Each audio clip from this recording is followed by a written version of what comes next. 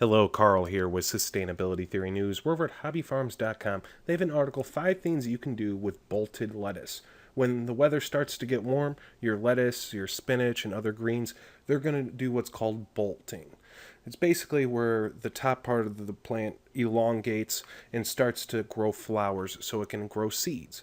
And it's indicated mostly through temperature and the length of days in some species.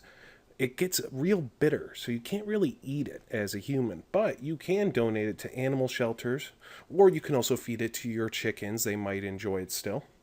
Another way to do it is to cut plants back to the ground and then let them resprout later on. Now, there are some farmers who believe that after it is already bolted, it will just grow back more bitter, but that really depends on the variety of greens that you're growing. So, why don't you try it out in your garden? Let plants flower for beneficial insects and pollinators. So you need bees on your farm or garden.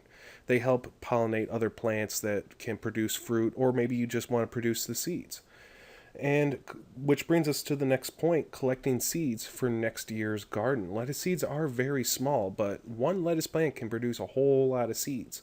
So if you have some open pollinated varieties of greens, then why not recycle those seeds and use them next year? Those seeds have already adapted to the climate and growing conditions in your garden, so ideally they would have evolved in the next generation, and the plants will be a little bit stronger next year.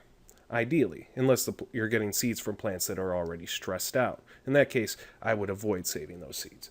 Use bolted lettuce as a trap crop.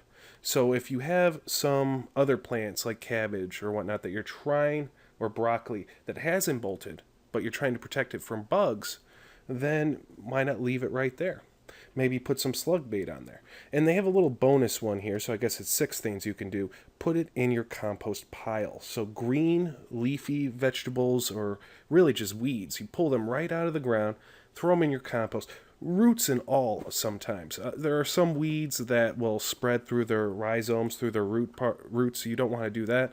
But oftentimes, the roots will be teeming with all sorts of biological life that can help your compost pile. But you need to have a balance between green and brown materials, or nitrogen rich and carbon rich materials. So I'm going to link to this article in the description. And so if you want to read more about it, check that link below. If you'd like to see more news headlines like this, subscribe to my channel. Have a great day.